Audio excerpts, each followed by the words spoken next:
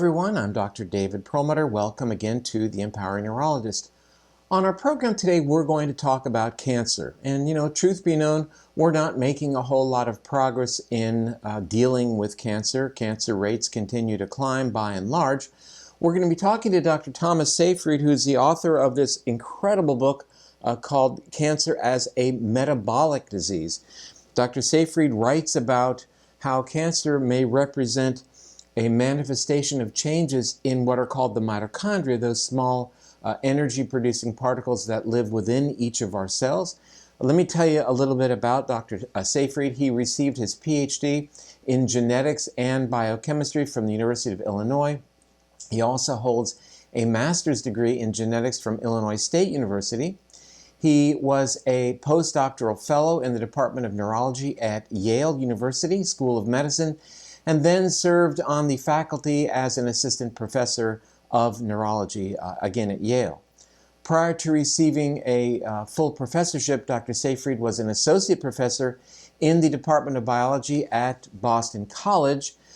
He has had a variety of honors and awards over the year from such diverse organizations as the American Oil Chemists Society, the National Institute of Health, the American Society for Neurochemistry, and the Ketogenic Diet Special Interest Group of the American Epilepsy Society.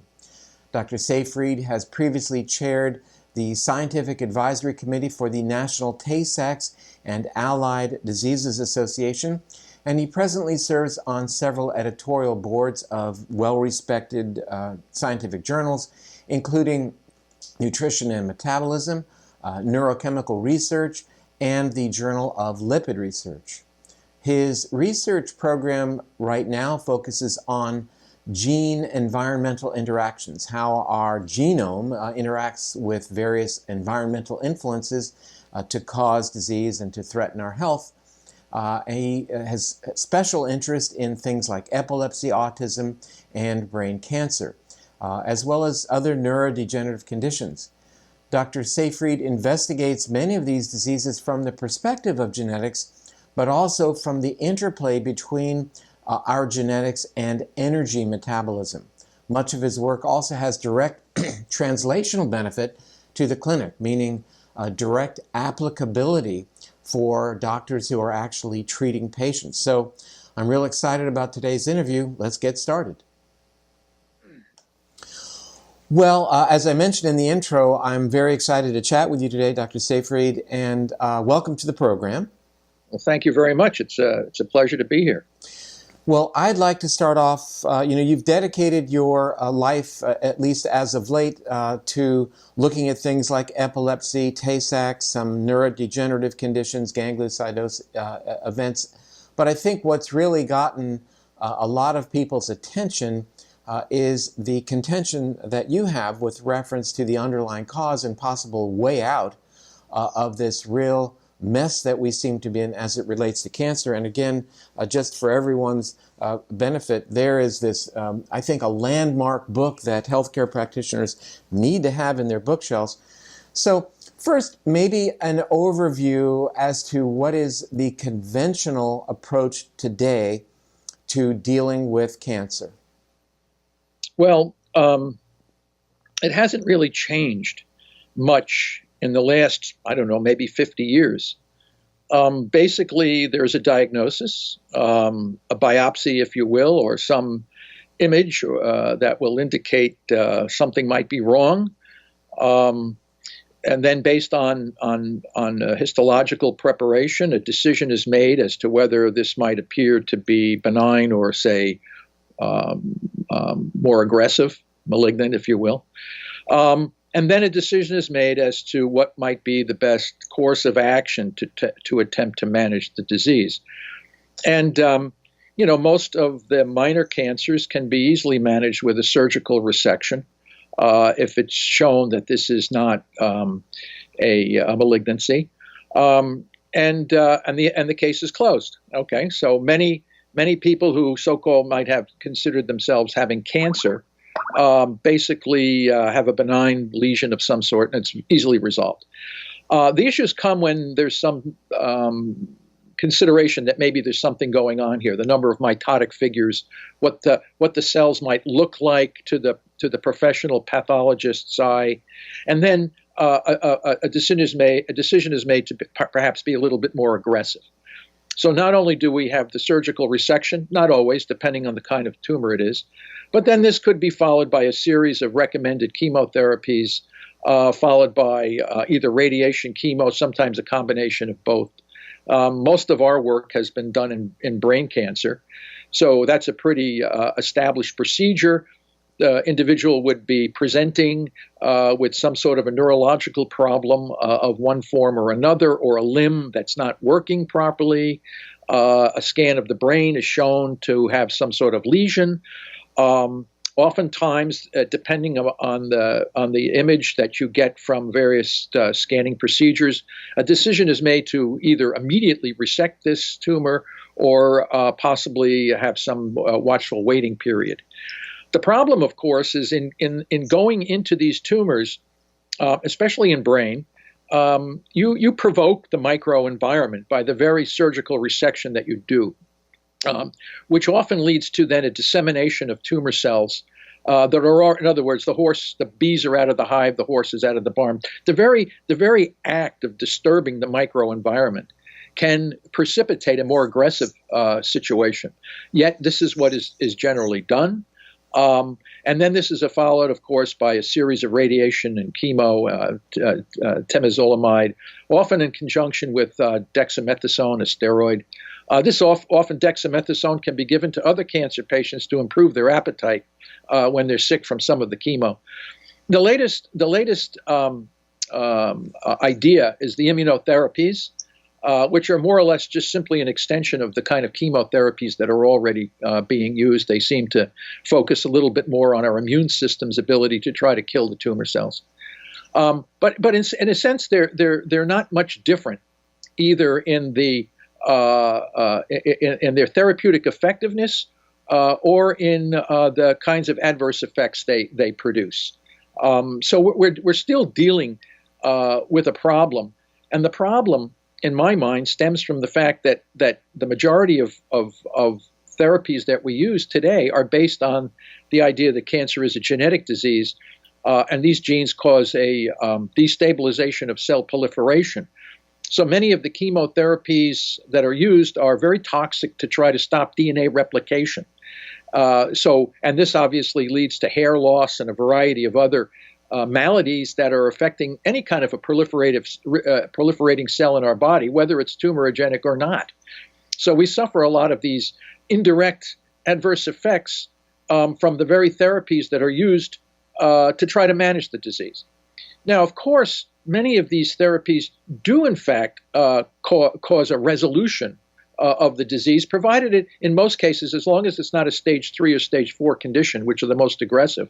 Many of the chemos, radiation, and surgeries that we use are corrective.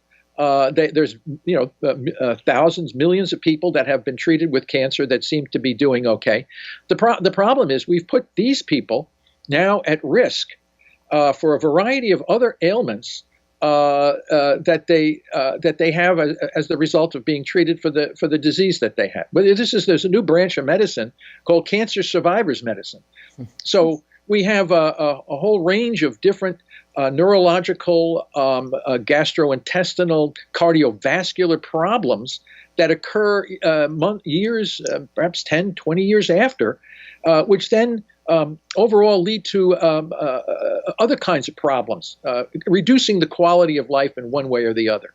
So we have a problem here. We're not using therapies that are very effective, that can enhance quality of life and improve overall survival.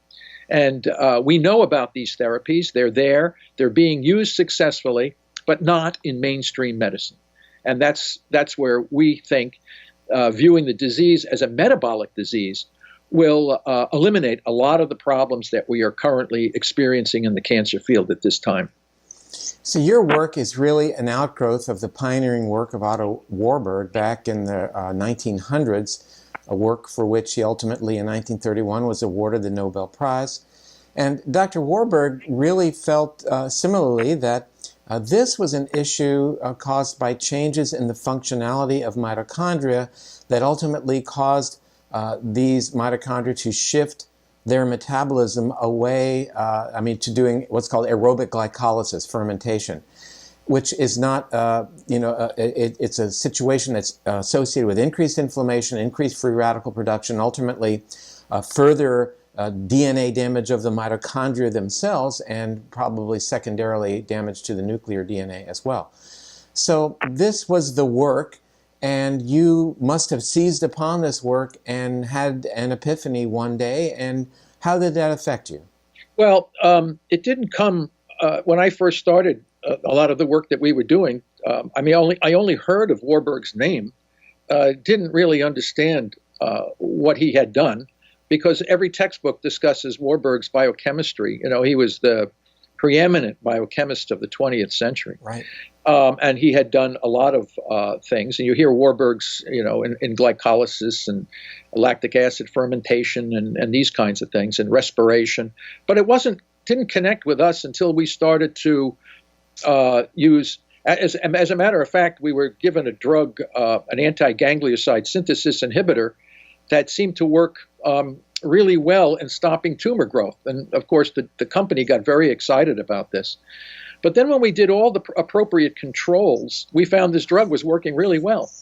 But when we did the appropriate controls, it turned out that the drug was interfering with the digestion of foods that were eaten. So it was like an indirect calorie restriction.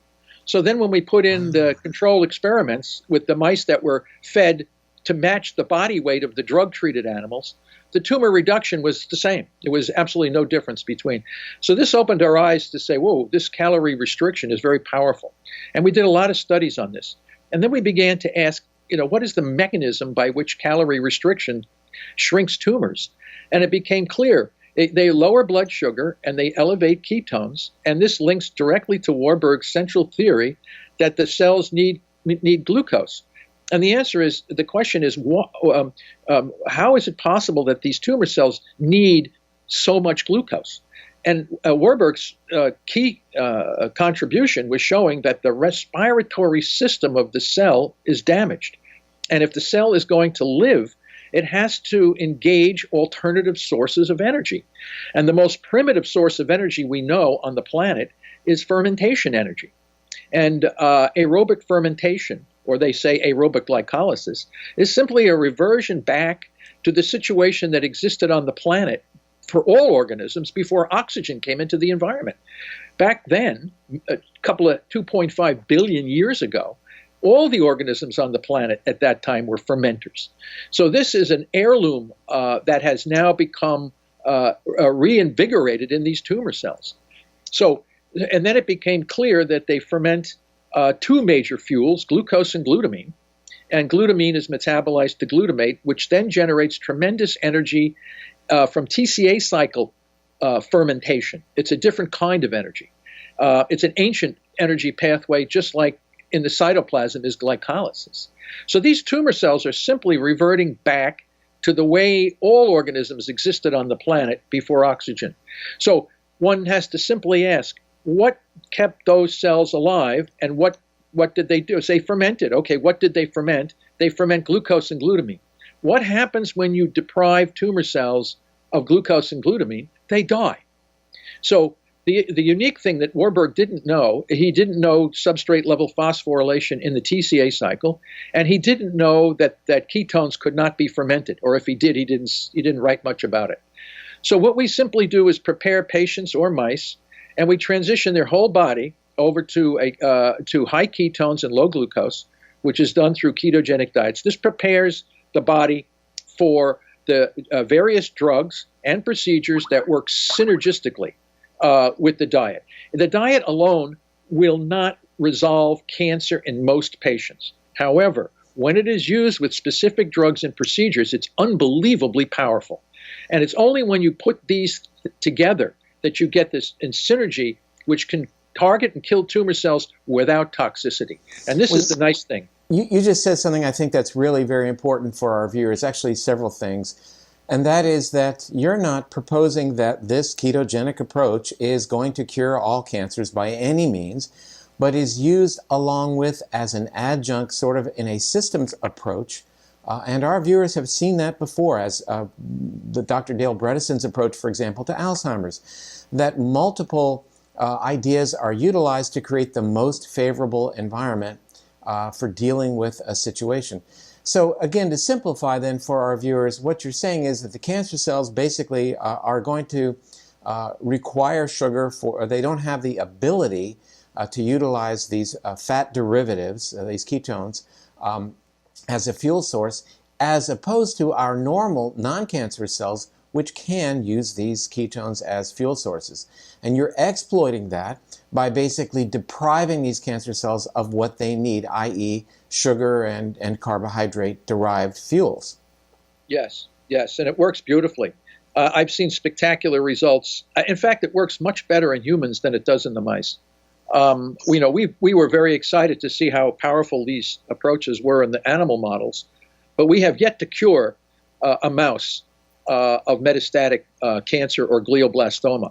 Some people will say, oh, they cure cancer in mice all the time. Not the mice that have the same kinds of cancers as humans have, I can tell you that. Well, just for our viewers, I'd like to just recommend that you consider Googling on the Huffington Post an article I wrote summarizing Dr. Seyfried's work several years ago that dealt with the several of your published cases dealing with glioblastoma, a very challenging type of brain cancer, extremely aggressive, but by using, again, this ketogenic approach as an adjunct, as an add-on therapy.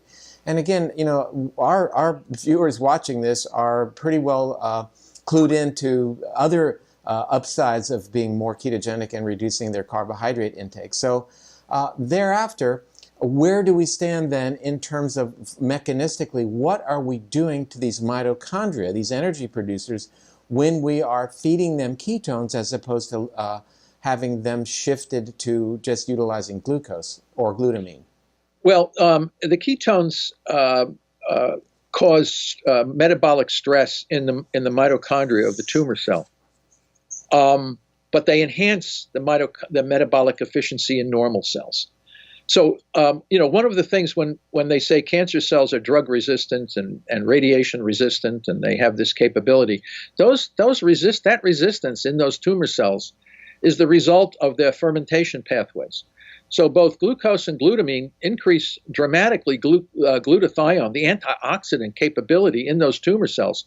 So the tumor cells are resistant to many chemotherapeutic drugs and radiation because they're fermenting like crazy. So if you're going to make them vulnerable to these kinds of therapies, you have to remove the fermentation shield. And you do that by gradually removing glucose and gradually removing glutamine, which now puts these tumor cells at incredible vulnerability to a little bit of elevation in oxygen. And the ketones will facilitate that, but so will hyperbaric oxygen. So if you I was just going to ask you that. Yeah, who knew? See, hyperbaric oxygen alone, like the diet alone, is not likely to have major therapeutic benefit to patients. All right, but when you prepare the patient metabolically and then use hyperbaric oxygen together with drugs that put a little bit more restriction on glucose and glutamine, the results are unbelievable.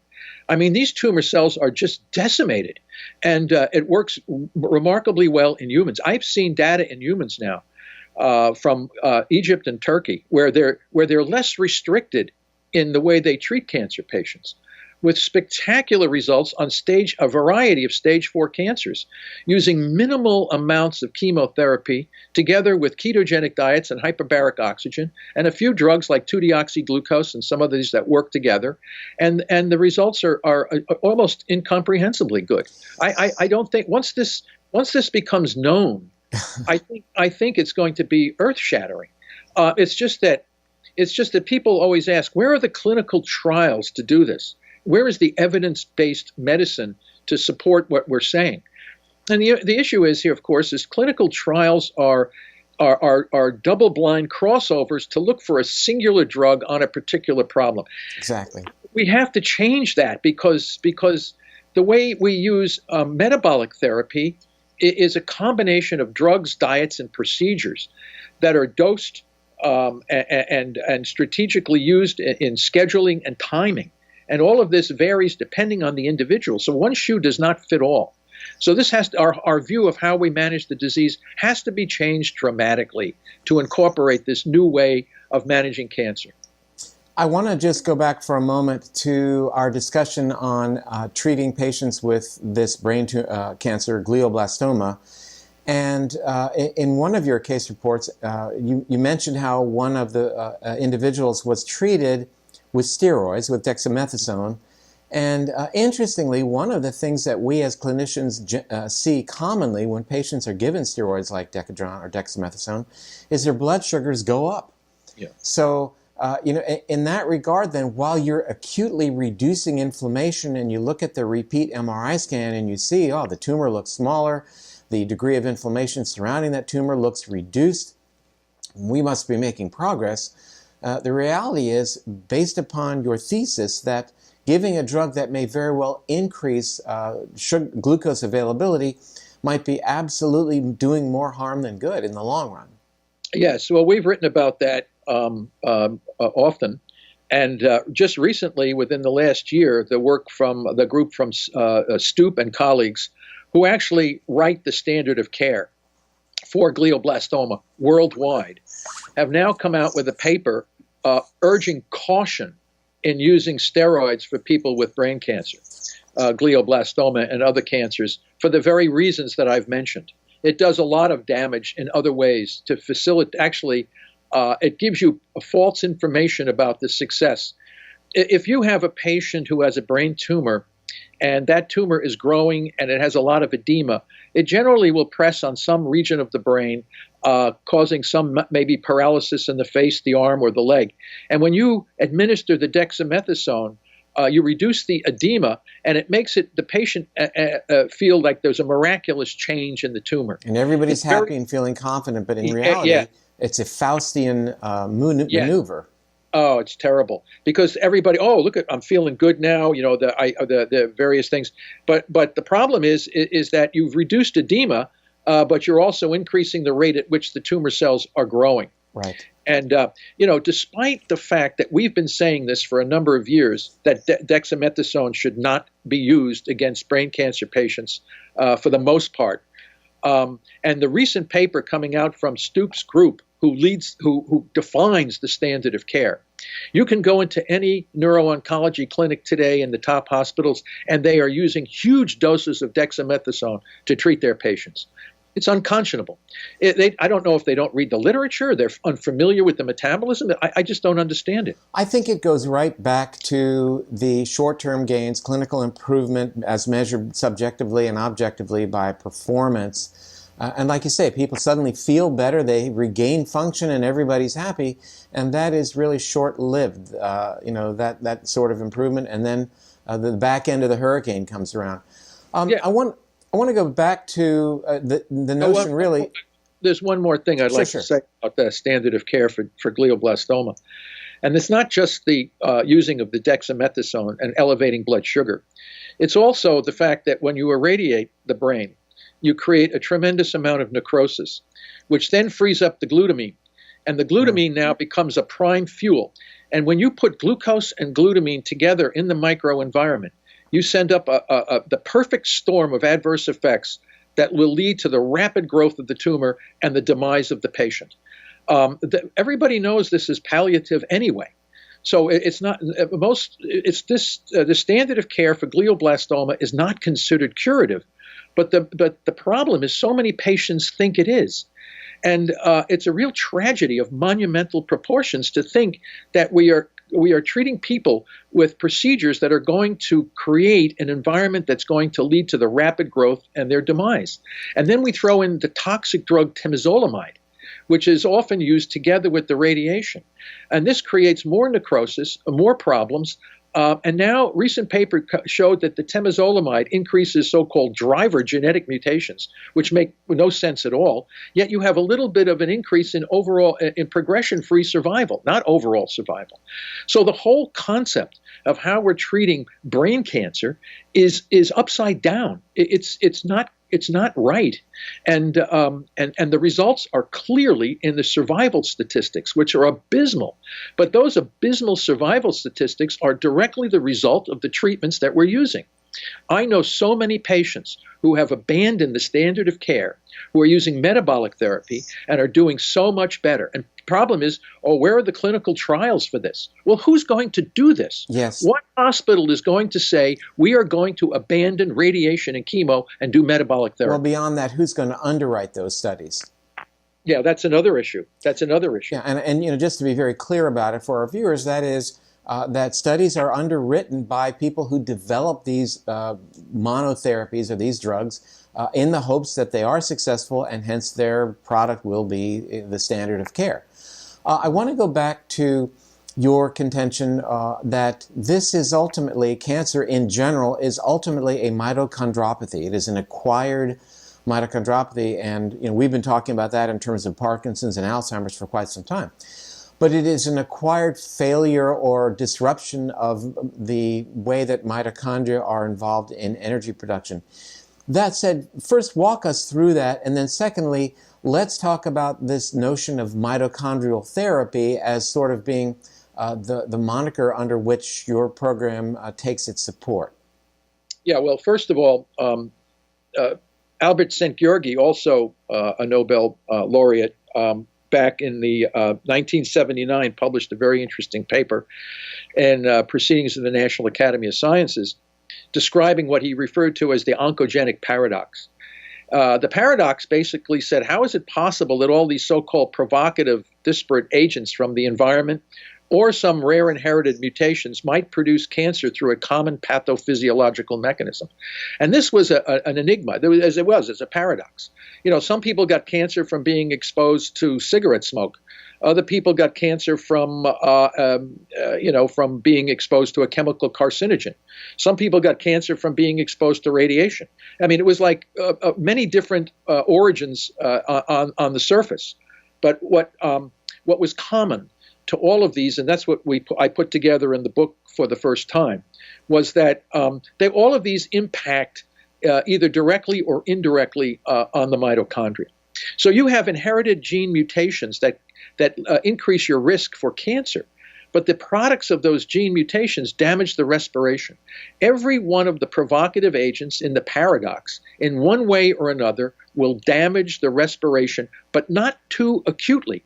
It's a chronic, progressive damage to the respiration, and in order to survive, the cell has to upregulate a more primitive form of energy. So what happens is, once the mitochondria in a particular population of cells, in a particular organ, in a given patient, those cells signal, that mitochondria signal with a very sophisticated biochemical mechanism, the nucleus. And the nucleus responds by upregulating genes that turn on fermentation pathways. So if the cell cannot ferment, it can never become a tumor, because all tumor cells are fermenters. So we have certain cells in our bodies, like neurons in the brain. They can't ferment. So when you take away their respiratory capacity, they either die or they shrivel up or they have these problems. So you don't get tumors very often from neurons. You get tumors in the brain from glial cells. And glial cells, or even heart cells, muscle cells. If you have cells with a lot of mitochondria and you damage the respiration, those cells often die. They don't usually become tumors. But on liver, kidney, spleen, bladder, and breast, and lung, those cells have a capacity to ferment when respiration is damaged. So those cells can go on and form tumor. So you have to have cells that, when respiration is chronically damaged, the cell has the capacity to upregulate fermentation. And in that process, there's a vicious cycle where mitochondria become more damaged, leading to reactive oxygen species, which then, as you said, damage the nucleus, causing the gene mutations, which are largely red herrings. So the majority of the cancer field is focused on red herrings.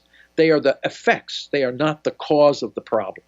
The cause of the problem is the damage to the respiration, which then leads to a cascading series of events, which most people are focusing on: oncogenes and tumor suppressor genes. The somatic mutations are simply an effect of ROS damage. Oncogene turn-on are transcription factors that upregulate fermentation. So if the cell is going to survive, it's going to need fermentation. It's inefficient. So you need more glucose transporters. You need more glutamine transporters. You need all the things that cell is going to need to ferment. And that's what the oncogenes are doing. But they're an effect. They're not the cause. There's a mechanism, at least with respect to neurons, whereby when there are deficiencies of mitochondrial function, compromised energy production, and ultimately changes in the transmembrane electropotential, that through transmembrane cytochrome C, caspase enzymes are activated and ultimately apoptosis is initiated. Right. But I guess there's a balance here between that, which would then be positive, shutting that cell down, versus proliferation. And might that be then the nuclear DNA modification that then allows this to propagate? You mean the proliferation aspect? Yes. No, it's the fermentation. So it's the initiation of fermentation then allows it to bypass the fact that this is a mitochondrial dysfunction. Well, because the mitochondria, as you said, they control apoptosis. The mitochondria have controlled the kill switch in the cell. Yes. So when mitochondria to recytochrome C and initiate the apoptotic cascade, that's the result of a generally functional mitochondria. But if you have cells that have defective mitochondria, therefore the kill switch doesn't work. And the cells are now already in this fermentation pathway. And it was shown by Sonen Shinisato at Tufts University that the default state of cells is proliferation. So what's keeping the cell in a differentiated state is the function of the respiration system, which is the mitochondria. So when that becomes damaged, the cell falls back on its default state, which is proliferation. And yet we have this mechanism whereby defective mitochondria are eliminated through autophagy or mitophagy, where they self-select for their own demise. Why does that fail? And if that's the case, what can we do to enhance autophagy or the nature's way of getting rid of those defective mitochondria? Well, that now impacts on the concept of prevention. This is different than once the tumor has already established and is now invading and growing. And I'll talk about the nature of metastasis in a bit. But to protect, and you can't, in my mind, you can't get cancer if your mitochondria are healthy. So healthy mitochondria, if the origin of the disease is mitochondrial respiratory damage, and you do certain fasting and various certain diets that maintain the health and vitality of the body, it's very unlikely that you will get cancer. So maintaining healthy mitochondria, and as I said, therapeutic fasting reduces blood sugar, increases ketones, and facilitates autophagy for failing mitochondria. And what happens is those mitochondria that don't work properly are phagocytosed inside the cell. It's actually a lysosomal fusion. And the fuels of that mitochondria are then redistributed to the rest of the cell. So that's well and good for people who are interested in preventing cancer. I would say the vast majority of people are more interested in, what are you going to do for me after I have the disease? Because we know how to prevent cancer, and Warburg knew how to do that. Most cancers are almost completely prevented if you follow these kinds of things. Even if you are, in fact, exposed to some toxic carcinogens in the environment, if you can maintain healthy mitochondrial function, you reduce significantly the risk. Even those inherited mutations, it's another very interesting thing, like BRCA1 that you hear about, the Li-Fraumeni P53 mutations. None of those mutations are 100% penetrant. We know BRCA1 is like, 40% penetrant? I mean, 60% of the people that have the mutation never develop the disease. So it can't be the primary cause. It's got to be a secondary cause, because only in the patients where BRCA1 causes cancer do you see the fermentation phenotype. Same with Li-Fraumeni, the P53. There's 20% of people who have P53 mutations never get cancer. So because they never cause the irreversible damage or the damage to the respiration. So prevention is keep your mitochondrial healthy. Management is how you starve the tumor cell of its fermentable fuels. And this both can be done. Both of these processes can be done. And the autophagy process plays a much greater role in prevention or in the early stages of the tumor. Because if the tumor reaches a very aggressive state, there's very few mitochondria left in the tumor cell to resurrect. So it has to be killed outright. You cannot re-educate a tumor cell to enter back into the society of cells if its respiratory system is compromised to a certain extent. Let me just have our viewers take a breath here and recognize that you heard a lot of similarities just now between what Dr. Seyfried was talking about and what our discussions have been over the past several years in terms of approaches for brain health in general, that we are trying to shift metabolism to a state of lower oxidative stress, of less creation of both inflammation and these damaging reactive oxygen and nitrogen species. That said, the damaging effects of the perturbed mitochondrial function in the creation then of these enhanced free radicals is a nuclear event affecting nuclear components, protein, fat, and most importantly DNA. But your contention is that cancer is not a nuclear event, but that seems to be where all the research is looking at nuclear DNA and nuclear issues. Right, and most of it is secondary. And the strongest evidence for that are the nuclear transfer experiments, which I bundled up for the very first time. They have always been present in the literature over decades. They were just what was considered anomalies. They were not dealt seriously, and people felt very uncomfortable. They didn't want to deal with it because it wasn't consistent with the nuclear problem that cancer is a genetic disease. And this was done by a number of distinguished, the best developmental biologists that were present and still are present in the field, taking the nucleus out of a tumor cell that has the so-called driver mutations and somatic mutations and all the genetic so-called defects, and having the cell growing out of control. And you take that nucleus and now put it into a new cytoplasm, and you can develop new tissues and new organisms from the nucleus of the tumor cell that supposedly contains the origin of the disease. And what happens is usually those tumor nuclei, abort development, but they do not cause the cancer. They do not cause the prime phenotype.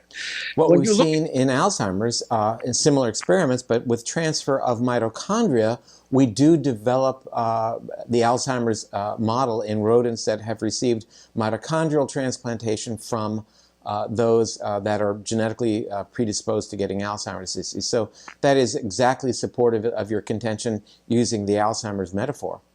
Yeah, and I think, without the NCI had a few years ago, I don't know if they still do, they had these provocative questions that were supposed to define cancer research for the rest of this century. And, one of the provocative questions is how come people with Alzheimer's disease are at lower risk for cancer in general? And what we now know about Alzheimer's disease, it's a hypometabolic disorder. It's a global energy problem. And there's fewer glucose transporters. Glucose metabolism is reduced in the brains and in the system of these. It just so happens that the brain, the neurons, are more vulnerable than other cells in the system. You're not going to be able to generate a tumor if the very structures needed to bring fermentable fuels into the cell are diminished, and that's one of the connections between the lack of the reduced risk for cancer in patients that have Alzheimer's. That was one of the provocative questions. And neurons, as I said, they shrivel up. So the neurons are suffering because they can't ferment in a consistent way. So they're going to be energy starved essentially. And this is why ketones, by the work of Richard Veach and a number of other, they're using ketone esters to prevent the degeneration of neurons in Alzheimer's disease. And this is almost the inverse of what cancer is. It's a hypometabolic rather than a hypermetabolic system. So for our viewers, I would refer back to the interview that we did with Dr. Mary Newport, yes, and also the work of Dr. Mark Mattson and Dr. Richard Veach as well that we've quoted many times. So what I think I hear you saying is, by and large, the best diet to be on is one that favors the body's production of ketones. In other words, a higher fat, lower carb diet. I think it's good for people to do that periodically. I'm not saying Mediterranean diets. There's so many diets that are really quite healthy for the body. But if one were to be overly concerned about their risk for cancer, suppose they have a family history or whatever, Therapeutic fasting, which is just water only for several days, then transitioned into a more ketonic state, like bulletproof coffee or avocados, or what you do is you maintain the consistent low baseline glucose and keep elevating the ketones, and that increases the delta G prime of ATP hydrolysis. It's a very sophisticated but complicated system that Dr. Veach has clearly shown. You produce much fewer oxygen radicals, but you enhance the health and vitality of the mitochondria. You don't need to do this all the time. I think people sometimes fear that, the rest of my life I have to spend eating avocados and fasting, or something along these lines, or eating butter or whatever. And that's not true. I think people just have to be cognizant of what they need to do periodically to restructure and regain the health of their mitochondria to prevent a variety of different diseases that are linked to energy defects. So then a periodic fast followed by introduction of MCT oil, coconut oil, other good fats, would allow us to enhance autophagy, get rid of those defective mitochondria, really basically clean house and hit the reset button. Yes, exactly. And that was part of chapter 19 in my book, where I called it autolytic cannibalism. It's basically a way that our bodies go after the inefficient cells, and then they phagocytize them, and they just redistribute the nutrients to the rest of the cells in our body. So we're rejuvenating, because don't forget, death is simply entropy, which is disorder. And what maintains, what we can never stop this, we can just simply delay it. All right, we can either accelerate entropy or we can delay entropy. And entropy resides in the energetic efficiency of our respiratory system. As we age, our respiratory system goes down, and a lot of cells die, and we get old and we die. But that's simply the concept of the second law of thermodynamics, which is entropy. So by keeping your mitochondria and energy efficiency, you will delay entropy. That's basically what we can do. We can never prevent it, because that's the second law, but we can certainly delay it. And these therapeutic fasts and these kinds of things are simply a way to delay entropy, reduce the risk for Alzheimer's disease and a variety of these other various chronic diseases, type 2 diabetes. I mean, when you think about it, they're all related together. They all put stress on the efficiency of our energy system. Some people get cancer because the hypoxic cause of that leads to an upregulation of fermentation in the cyclic event. Other people could get Alzheimer's. Some people get type 2 diabetes.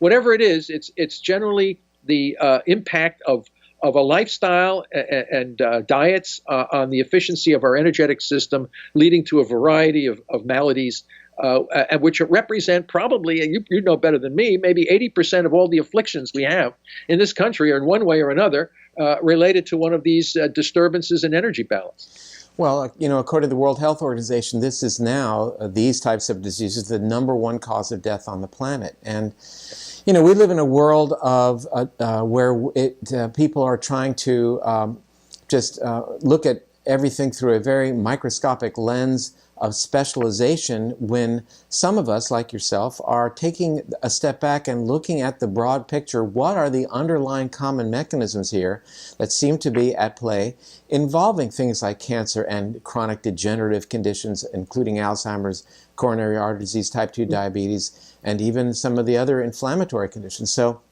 I think, interestingly, from a historical perspective, what you are discussing and what we've talked about is really getting our physiology back to a place where it was prior to this bombardment of our bodies with sugar and other forms of carbohydrate.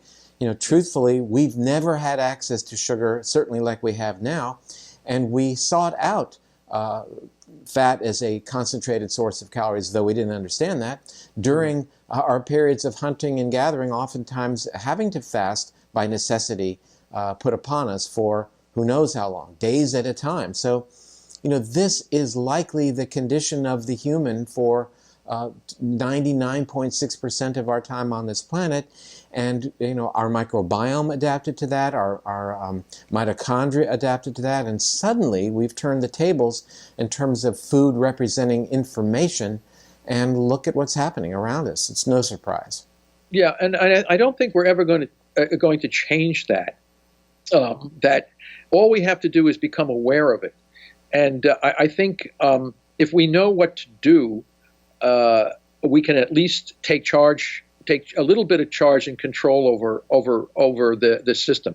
The food industry, it has specialized in producing foods that are unbelievably tasty, depleted in nutrition, but remarkably tasty, because we've always struggled to have things sweet. I mean, we would have to wait for seasonal ripening of berries and things like this, and then we would get very excited. But it was only temporary. Now we have it 24/7. Any supermarket will provide you with that same level of pleasure. But so we know if we can just periodically take a step back and say, okay, I'm not going to deprive myself of a big pizza every now and then, but everybody or whatever what pleases someone. But at least what you can do to occasionally reconfigure your energy metabolism. We published a paper showing the glucose ketone index calculator, and I was kind of surprised. It was for cancer patients, basically. But I was surprised at how many people who are interested in just general health have embraced this calculator. What it does is it measures the level of the ratio of blood glucose to blood ketones. And basically, when you are therapeutically fasting, you have a very low glucose ketone index, below 1, which means that there's more ketones circulating in your bloodstream than there is glucose on a millimolar on a regular concentration. And people experience all these wonderful health. It's like therapeutic fasting, ketogenic diets. People look to see how their index is, and I see many of these athletes, elite athletes, and various health guys, health gurus, and all these kinds of people. They're all many of them are discussing this their index. What's their index? And it's a way of knowing how healthy you are at a particular period of time. Now, we can't stay in those health zones forever, but every now and then it's good to enter them and hang out there for a short period of time, and then go back into the regular environment. But what's a short period of time? Well, I would say that if you can get your index in the range of close to 1.0 or below, for like 3 to 4 to 5 days, I think you're doing remarkable health benefits to your body.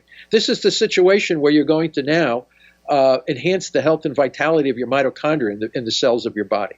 So you'll be reducing oxygen-free radicals, using autophagy to remove those cellular components that are not efficient, even removing some cells that are not efficient because they'll be phagocytosed by our immune system.